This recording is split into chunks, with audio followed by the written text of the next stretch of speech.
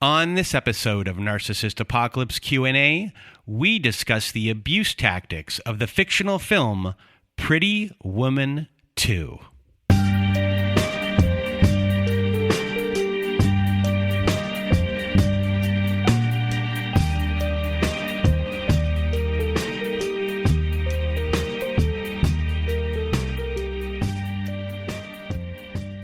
Welcome to Narcissist Apocalypse Q&A, everyone. I am Brandon Chadwick, and today we are going to be discussing Pretty Woman, the movie Pretty Woman once again, except this time we're going to talk about what the sequel would look like if this was all based in reality. And we'll be going through a lot of abuse tactics today and really deconstructing Pretty Woman as a whole. But before we get to that, if you want to be a guest on our Survivor Story episodes, please do go to our website at narcissistapocalypse.com. Top of the page, there's a button that says guest form. When you click on that button, it takes you to our guest form page, and there you can read all of our instructions and either send us an email at narcissistapocalypse@gmail.com or fill out our guest form and press the submit button, and please do send it in the format that we ask for. And also, before we begin today, our podcast won an award. So there is a place called domesticshelters.org. We talk about it all the time on our show. And every year they have their Purple Ribbon Awards. And this year we won the Purple Ribbon Award for Most Outstanding Podcast About Domestic Violence. So a big thank you to domesticshelters.org. And they are the first and largest place on the internet to find shelters and agencies, no matter how big or small the town you are from. Domestic Shelters has everything there. So a big thank you to domesticshelters.org for giving us that honor. So today we are going to be talking about Pretty Woman again. And just to give you a refresher, if you have not listened to that episode, the last time we spoke about it, which was last Friday, when it comes to Pretty Woman, I felt that Pretty Woman was a story about love bombing. And Edward is not the best person in the world, and you're getting laughs throughout, you're getting love bombed throughout, just as Vivian is getting love bombed throughout the movie. You're getting love bombed as well. There's fun music, there's funny scenes. But really, this relationship is only 7 days long when Edward and Vivian decide that they're going to be in a relationship with each other. And he climbs up that ladder and saves her, the big princess fantasy. And with this movie, Edward is someone who's jealous. Edward, who is someone who wants people to be at their beck and call. And Edward is not nice to people that are below him. Edward sees Vivian for most of the movie as someone who is a child who he's trying to change into a more refined person.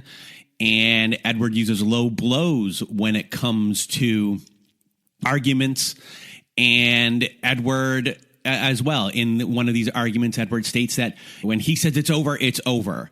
And when Edward gets her back, all the time, everything is done with money. Money is being put everywhere to make everything fine and dandy and fun. So Edward did go through therapy to work on his father issues a little, but it's not doing therapy technically on yourself and who you are as a person. That hasn't been done. So at the end of these 7 days, that was not done. And also within this process, Edward, in my view, really attaches to the owner of the shipbuilding company that he eventually takes over and starts to look at him like a father figure. And that's a big part of the story I'm about to tell when it comes to if part one was the love bombing stage of this relationship, and what does part two look like? So if this was all based in reality, what does part two look like? And that is where we will start right now. So just to say right off the bat, I am not a professional screenwriter. This is the best outline that I could possibly do within the time that I had. And I'm giving myself excuses right now, but I did my best to maybe how a plot would work as far as ups and downs and things along those lines, inciting incidents. There's a lot of points I'm making. Not everything that is in the movie will be in this. These are just like the major points that I have written down. There's probably a lot of little detail scenes that I have not done, but these are kind of the big, transitional scenes as far as trying to make the points of like the abuse and what's going on within the story and how it would work. So the movie starts off about 3 years later, and they now live in New York. So here, all of a sudden, compared to where we were before, Vivian has been isolated. There is no support system where she is. So right off the bat, there's isolation that has occurred. They've moved across the country to where Edward lives. Edward no longer works dismantling companies.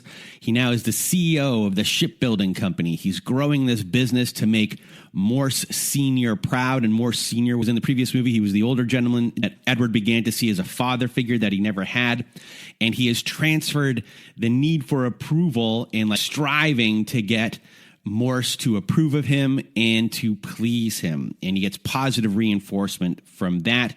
And we just see him at the beginning here building things. And we think he's great because at the end of the last movie, we probably thought he was great, even though he was still not the best person in the whole entire world. So that's kind of how it starts. You're getting a sense that maybe he's a good guy. And then we move to Vivian. Vivian is taking a class at school. It's an MBA program. And she leaves school, takes the subway home. She gets home where she sees her child and relieves the nanny of their duty. And she has a nanny now because she's married to Edward and they're pretty rich. And then she eats dinner, plays with the child, puts the child in the bath, and you get to kind of see her life that she's going to school. They have this nanny, and after she comes back from school, she's doing the duties of taking care of a child. And then when Edward gets home, the child has already been put down. Edward doesn't even go look in the bed of where his child is, and for this purposes, I made it a male child. And then at this point, I have Vivian just listening to how great Edward's day was. And she's just so happy for Edward and all of his building. He doesn't ask her about her day at all. And they kiss. End of that scene. Kind of getting at the beginning here that maybe things are nice and normal. But at the same time, the little subtle things are that Edward doesn't really go look at his child. And he's really thinking about himself. So the next day, everyone, Vivian is up playing with their child and getting them food with the help of the nanny. And Edward comes into the kitchen, gets his food in a rush and says he has to go. But before he leaves, he asks Vivian to use the car service. He knows she's not been using it, but for her safety, he begs her to do it. And he says that he worries and that the city is dangerous that they live in. Then we see Vivian on her way to school in the back of the car service car and looking a little bit lonely. She's isolated. She goes to school. She comes home, hangs out with her child, does child duties, and sees her husband. She's not interacting unless it's with people at the school she's at. And then you see Edward after this. And Edward is at the office of Goldman Sachs, and he's doing a presentation for them on Investor Day. He shows everyone the contracts that they said they'd get, military ship contracts from around the world. He discusses the lines of credit he's received from a bunch of banks so they don't have to go into their cash reserves or raise any money.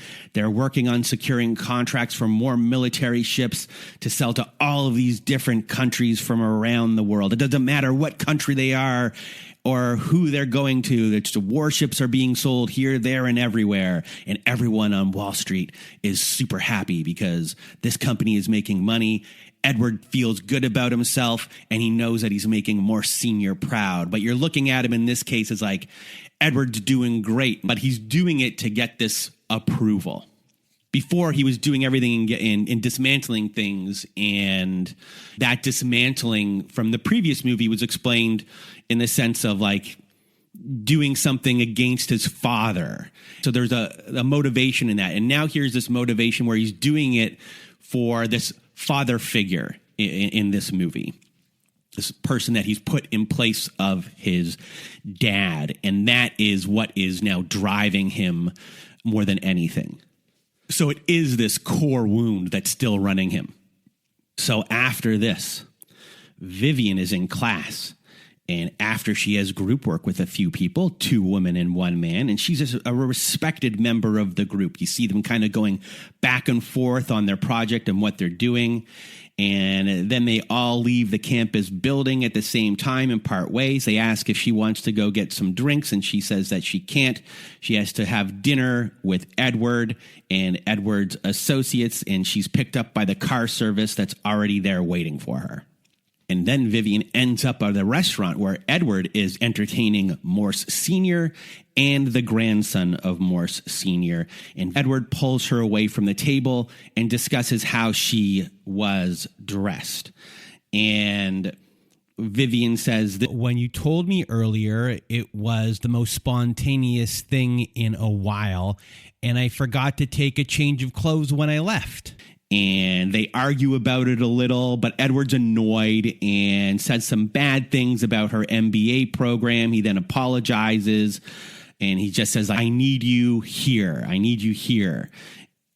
So they go back to the table, and Edward boasts about her taking this MBA program and how great she's doing. All of these things showing Vivian off like a trophy. And it's brought up here that Edward should be moving to San Francisco to head the shipbuilding company instead of being remote in New York, that maybe it's time to move to San Francisco to do everything because that's where the shipbuilding is actually taking place. And Vivian is upset about this. And everyone at the table notices that she is kind of doing a little bit of a pushback about it. And they do their best to convince her of it being a really nice place and that she should consider going to San Francisco. So in this scene, a lot of things happen. Edward is upset about how she's dressed. Edward likes the version that he created, not this version that showed up and that was dressed down a lot. Edward is seeing her as a trophy here. He's taking digs at her, but then also propping it up for how things look to Morse Sr., the person that he is trying to impress and trying to be the good faux son. And also in here, these people, Morse Sr. and the grandson, are acting a little bit like flying monkeys. They're not listening to Vivian and her needs. No one is listening to Vivian and what she wants. And they're trying to convince her already and push boundaries of like, hey, this is going to be a great place to move to. And then something I also put in here was the word spontaneous, because I'm going to have this come back later. You know, this was the most spontaneous thing you've asked me to do in a while. And I put that in there because later on, that's going to be brought back to be used against Vivian. So right here, Vivian's just in a really bad spot. A lot of different types of emotional and psychological abuse are going on here. And it starts to create the driver for the rest of the movie. So on the car ride home, they argue about moving to San Francisco. And when they get home, Vivian relieves the nanny of the duty. She goes to see the child sleeping as Edward just gets ready for bed. Edward does his best to convince her and to change her mind. He's making all these monetary offers, but not listening to anything Vivian's concerns of why she wants to stay in New York. And that is when Edward calls her ungrateful for all that he's given her. She's upset. Vivian goes to sleep on the couch, and that is the end of that scene. So within this scene, you see how Edward can really play low blows as far as trying to induce guilt for everything that he's given her and taking her out of the life that she came from. And he's doing his best to manipulate Vivian here into changing her mind. So when Vivian wakes up in the morning, Edward is already gone, and she calls and calls and calls his work phone, and no one answers, and there's no call back at all. And remember, this is the early 90s. Cell phones here aren't the most prevalent thing in the world. So you see Edward in his office not picking up the phone. And Vivian is now at school, and she's feeling awful, like she's the one that might have done something wrong. And then you see Edward back at his office, and he picks up the phone, and you think that he's going to be calling Vivian home. But Edward calls his travel agent and books tickets to San Francisco. So when Vivian gets home here, there's lots of flowers from Edward. The nanny and the child are not there. And in the note that's there with the flowers, Edward apologizes that he had to leave in a rush. He says where he is staying in San Francisco and that he took their child as he thought it would be fun to take their child with them, and that he'll call when he gets to the hotel. And Vivian here is just stunned, and it's just a really huge power play. And then Vivian calls the hotel that Edward is supposed to be at. He has not checked in yet. She leaves a message for him that is like a really stern message about how angry she is. And then Vivian calls a travel agent, finds out about all of the bookings, and then gets the travel agent to book her a flight as well. And then Vivian hightails it to the airport. And this is a big power play right here where Edward wants his way and is now put her into a really big, shocking situation where she has no control over the situation. Edward, in the way that he's handling the situation, is showing that I can just do anything that I want. Like, what are you going to do about it? And just takes off and uses an excuse here. I'm taking the child. I thought this would be fun, in a way where he'll be able to defend this in the future and play dumb to the situation if Vivian asks. So from there, Vivian gets to the hotel and starts banging on the hotel room door until Edward answers. She's really upset. And Edward says he's been trying to call her, but obviously she was on a flight. They just have a really wicked argument, and Edward keeps on saying that she's raising her voice and that he's not. He's saying, like, don't do this around the child. And Vivian responds with, well, you kidnapped our child.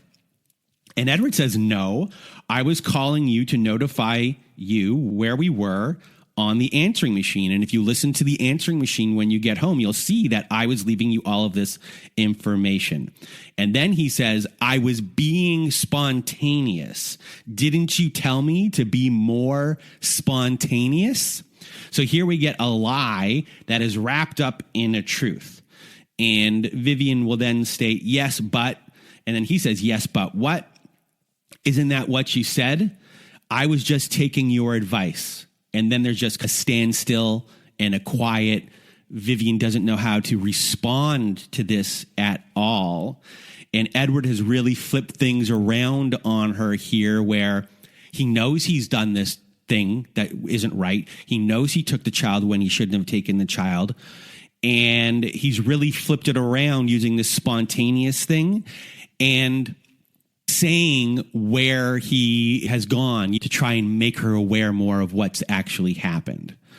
So at that point, Vivian doesn't know what to do at all, and she just decides to go to sleep and then goes to sleep with her son in her son's bed at the hotel room. So the next day, tensions are high, but they go out to have a fun day around San Francisco. It's the day to make you forget that everything that has happened doesn't exist anymore. And they go around San Francisco with More Senior. They see the sights. Edward and More Senior talk shop the whole time. You can just see how much the relationship means to Edward. Vivian can see it too. They go to the warehouses of the shipbuilding company. And then inside, they look at these great big ships that they're building, the destroyers. And you can see all these things that are going on in their building. But you can overall see that this is supposed to be a fun day. And Vivian's supposed to have fun. Their child is supposed to have fun, but they're also supposed to see all of the things that they are building and what they're building it for. They're building for the country. And like, do you want to get in the way of this thing being built? And like, look at what we're doing. It's not just a regular company. We're helping the country out. We're employing people, and we're doing a good thing in their mind. So guilt is induced here for Vivian. She starts seeing it in that manner. She can feel like Edward and the love that he has for more senior, and she doesn't want to take that away or ruin that relationship. And the child is having fun. Everyone's kind of having fun. So it's a real big love bomb to get Vivian less angry about what has occurred. And then also at the same time, Vivian is supposed to maybe ease off on not wanting to go to San Francisco. So on the way back, they're on a flight back to New York. They're on the plane. Edward says that he can't live without her there, and that she's the source of him changing and doing all of this and being a builder and not a destroyer. And he needs her there, that they are a team. And Vivian says, I'll think about it, explaining all the stuff she has going on at school, and maybe it's better to do all this move stuff when the semester is over, but she'll think about it. So there was this love bomb, and Edward is doing his best to convince her here. And then it's back to Vivian feeling uneasy after this love bomb. She's opening up to the idea about moving here for Edward, but all of the abuse tactics are taking a toll. She's confused and conflicted about what's happening and who Edward is. So at school the next day, Vivian is doing group work with her classmates, and one of them wants to go out for drinks at a restaurant. Vivian says she can't due to her child, and one person makes a remark about asking her nanny to stay longer, and she says she can't. She likes to see her child before the child goes to bed. And then one of the classmates says, what's one day gonna hurt? And Vivian just snaps at them and says no in a very harsh way. And the group members are taken aback. And Vivian then says, would you have asked me that if I didn't have any money? And then Vivian apologizes pretty quickly. And then she says she just has to go. And then they apologize to her. They say that they see all the work that she does and thought that she deserved a break, and just thought you might want a break to let loose a little with someone other than your child or your husband. And Vivian says, I have to go. They say, is everything okay? And she just says she has to go. So these things start to be trouble emotionally now for Vivian. She snaps at her classmates pretty quickly. She takes offense to the nanny remark. And even though she doesn't really mean it, she's just taking that out on someone else when she has this frustration of being emotionally abused at home. So from here, Vivian gets home. She brings takeout food, plays with her child, puts the child to bed. She gets on the phone with her friend Kit from Los Angeles. If you remember Kit from Pretty Woman #1, it was her roommate.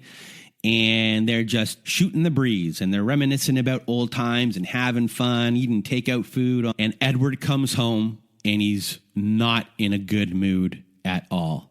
And he hears Vivian on the phone with Kit. And he walks into the room and just goes straight to the bathroom, very, very upset. And he's just looking extremely sad. And that is when Vivian goes to the living room on the phone. It's a cordless phone. And she's just on the phone sitting there. And then all of a sudden, food is thrown in her general direction. And she has to hang up the phone, and she's shocked. And Edward is just extremely upset. He's sad. And Vivian is just still shocked that food has been thrown at her. And Edward says that Morse Sr. has died, and you are on the phone with your sex worker friend. Why are you even still friends with that person? And Edward starts crying about his loss, and he falls to the floor. Vivian doesn't know what to do. She's stunned, but Edward is crying. And instead of taking care of herself or standing up for herself, she is now taking care of Edward because she knows how big of a loss this is for him. But within this, he has taken a shot at her, throwing food at her. That to me is considered physical abuse.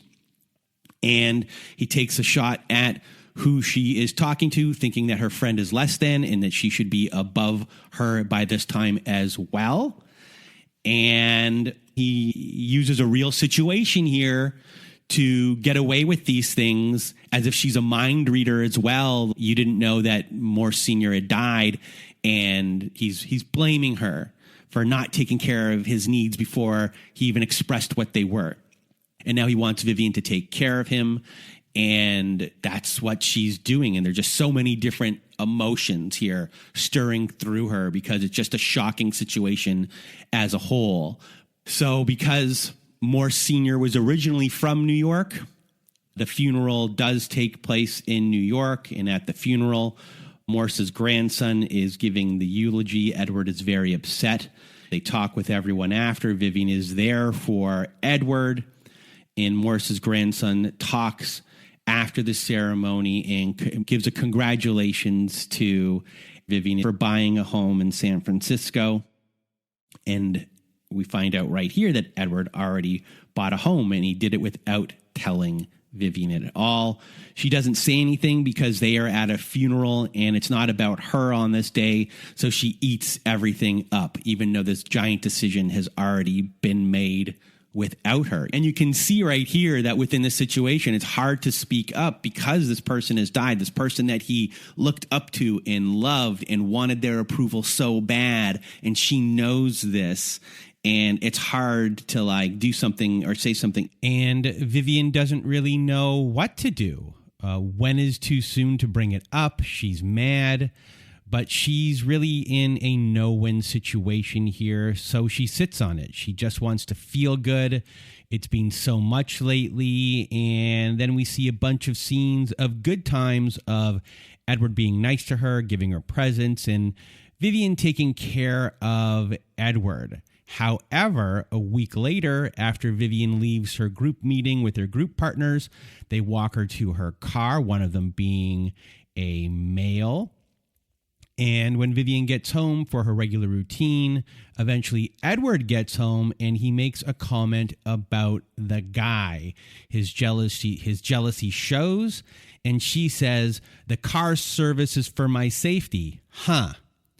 And this is when Vivian decides to break into how he has bought a house in San Francisco without him telling her.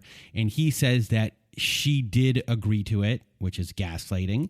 And then he turns on her saying that Morse Sr. just died. And he was like the father that he never had. And by you doing this right now, you're just a bad person. You know, you shouldn't bring this up while I'm mourning. You're a bad person for doing this to me, for bringing this up. And Edward just goes on a rant and does his best to make Vivian feel shame. He puts Vivian down for not being a selfless person, not being a team player. And Vivian here apologizes. And she's confused, and she doesn't know what to do. She can't say anything now, or at least she doesn't think so. And she starts to feel that she's really stuck here, and she was gaslit here, and things were turned around on her, and she has a legitimate argument. But Edward is now using the death of Morse Sr. to his advantage to get what he wants and to not have Vivian argue back and to have her be below him so he can continue to get what he wants and abuse her. So from here, Vivian is at school doing a project with the classmates again, and Vivian is the one that suggests that they all go for a drink. The group looks at each other and goes, yes. During this time, they all laugh and they listen to her. And as they get more drunk, Vivian is telling more stories and, she's being very charismatic. And then she starts asking them if she's a good person. Vivian starts asking if she's smart. And the three of the classmates are concerned about this, and you can see the concern going on. And then Vivian starts to get really flustered about all the things that are going on in her mind and the things that she's just said, and she just leaves in a hurry. And when she gets home, Edward is there. And the nanny is still there. And that is when Edward says that the nanny can now leave. And their child is in bed. And Edward questions where she was. And Edward notices that she's been drinking. And he goes to get a video camera and goes, "Why did you leave your child and go out with friends?" And he turns on the camera. And Vivian says, "I did not do that. I called the nanny and said if it was okay." And that is when Edward says, "Are you sure about that? I think she might have a different story," in reference to the nanny. And then he says, "Have you been drinking?" And she says, "Maybe, and that's because you don't treat me right." Then that's when Edward goes, "You live in this big house. You have a nanny to take care of your child. You go to school, and that's because of me. But I don't treat you right. Is that how it is?" And then Vivian starts to raise her voice. And she's saying, "Turn that camera off. You know what I mean. You know what I mean. This is what you do. You do this. You're doing it right now. I'm not doing anything," Edward responds. "You come home drunk after not calling the nanny, and now you're raising your voice towards me. Why are you raising your voice towards me?" And then she says she is not. And then Vivian yells at him and storms out of the room. And that's when Edward turns the camera off. And Edward then follows her into another room, and Vivian asks to be left alone. Vivian then lies down on the couch as Edward just interrogates her until she passes out. And when she wakes up the next day, Edward is mocking her drinking in the morning. Vivian tells him to go F himself. Edward says he was just joking. Vivian says this is not funny. He calls her too sensitive. She tells him to stop it. And then Edward is, "Am I not allowed to make jokes?" And then says, "I have to get going." Edward just leaves, and Vivian is just stunned, and she just sick to her stomach. And during this whole time, Edward has created a video to blackmail her, possibly in the future. He gaslights her. He flips things around. He's trying to make her feel guilty. He's trying to make her feel like she's going crazy. And that's all within this scene. And if this was to go to court, this video, it might not seem like Edward is the one being abusive. And Vivian here is raising the voice to the abuse that's going on. And he's trying to create a scene here that makes her look bad, that he might be able to say, like, "You're the one that is being abusive towards me, possibly in the future." So this is really difficult for Vivian to handle. And Vivian then calls one of her friends from class, because she doesn't really have friends. She's been in New York for a long time, but she's been isolated from her one good friend in Los Angeles, and she doesn't have any good friends in the city because she pretty much had her child right away. And she asked to meet her friend from school. They meet at a coffee shop, and Vivian apologizes for the night before. She spills her guts to that person and cries and tells them what's going on, and she's being comforted, and she's being told that she's not crazy. And that person gives her the idea that maybe that they should go to counseling. So when Vivian gets home, she asks Edward to go to counseling. They go to counseling. Edward charms the pants off of the counselor. Things aren't going well for Vivian when it comes to the counseling sessions. She's pretty devastated. It's like she's living in the twilight zone, and she's starting to feel more crazy.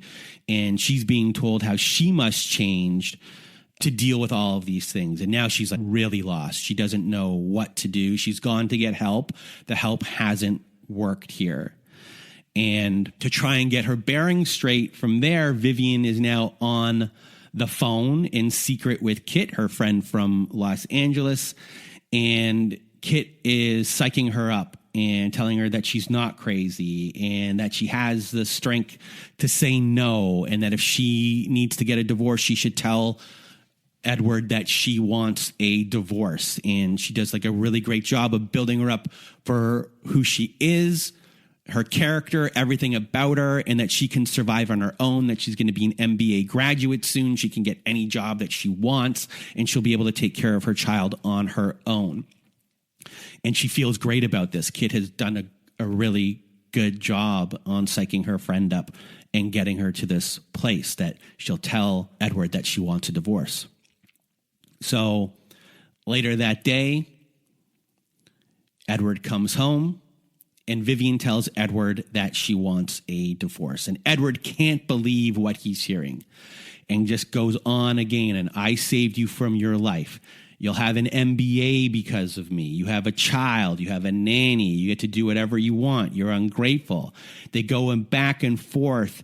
And this really reinforces why Vivian must get a divorce. And she's still standing her ground and saying, I'm getting a divorce. I want a divorce. And then he says, oh, you really want to do this? Well, I have a video of you being drunk. You are a former sex worker and I can prove it. Do you really think that you'll get custody? You'll have no money to pay for your last year of your MBA program.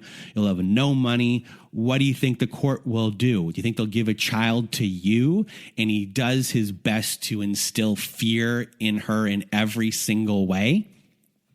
And it's working, and it's working, and it's working. And he just drives everything home to make her feel like she doesn't have an option to leave, that he will take their child, and she doesn't want that to happen. And she's thinking of all the worst possible outcomes, and having her child ripped from her would just devastate her completely. And she's in tears. And the next day after that, Edward plans this whole big day of fun events, everything that Vivian loves, to sweep her off her feet. Also includes her son to be involved with the sweeping, like they're this big, big, big happy family. There's a lot of conflicting feelings. Vivian is kind of trying to resist this, like somehow this is like a big gunfight showdown kind of feeling. And they go home, they come home, and there's all these gifts and all these things to make her smile. It finds the most intricate things to make her smile, like things are going to be okay. And then Edward asks Vivian to move to San Francisco. Vivian agrees to move to San Francisco with Edward. And that is where the movie ends. It ends off on this bad note. This is part 2 of a trilogy. And it ends off on this bad note where Vivian agrees to move to San Francisco. Edward gets everything that he wants. And now Vivian is going to be moved to a new place, another form of isolation away from her school, starting brand new again. And Edward has gotten everything he wanted. And she's just now living in this emotional abuse and gaslighting. Her life isn't her own. She's feeling trapped, and that there's no way out. And the real Edward in the last while has really shown their face of who he really is, and that this core wound is what's running him, and that he doesn't really see her as an equal, and that she's just a prop in a lot of ways to make him feel good and to support him. And even if she's trying to work on her own things, if she's still not supporting him, there's no give and take 50-50. He feels that he should get that support at all times and that he supersedes everything. So this is my part 2, and eventually we will get to doing a part 3 of what happens in a part 3. But I think this is maybe not like fully fleshed out, but it's the general gist of it without all of the major up and down plot points that make a movie work, if that makes sense. So as you can see here, with this as the sequel, you look at part 1 now, and part 1 is truly love bombing. They only knew each other 7 days, and I think that's the big trick that was pulled on Vivian, and it's a big trick that was pulled on society that everyone forgets. This is just like a 7-day thing that is now turned into whatever it is. Edward still has a lot of issues, and now we're going to really see what those issues are, and that's what this part 2 exercise was about. And hopefully you could learn from that when you're consuming a lot of different movies of what is reality and what is not reality. What will things look like in the aftermath? But hopefully you can learn through the examples that I was giving through this episode as well of what happens in the story and how I thought it could kind of like naturally progress based upon what I perceive their psychologies to be. So that is that for this episode. I hope you enjoyed it. It took me a little bit of time to write all this stuff out. I hope you learned a little bit from it as well. And the next time we do Pretty Woman will be the third part of the trilogy. It might be a courtroom drama, everyone. Who knows what will happen? I assume that will be in there a little bit. There could be post-separation abuse as well, custody battles. We'll find out when I start writing it out. But that was this episode, Pretty Woman number 2, if everything was really based in reality. And thank you for listening to this. And if you want to be a guest on our show, on our Survivor Story episodes, please do go to our website at narcissistapocalypse.com. Top of the page, there's a button that says guest form. When you click on that button, it takes you to our guest form page.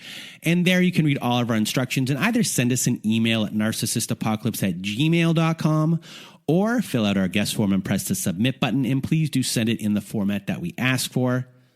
Also, at our website, we have a support group. So if you need support, join our support group at narcissistapocalypse.com. Top of the page, there's a button that says support group. Inside, you'll see that we have Zoom meetings every Wednesday night, Thursday afternoons, and Saturday nights. We have forum boards for you to post on to get the validation that you need from survivors just like you. So if you need support, join our support group today. And that is it for today's episode. And I hope you enjoyed it. And I hope you have a good night.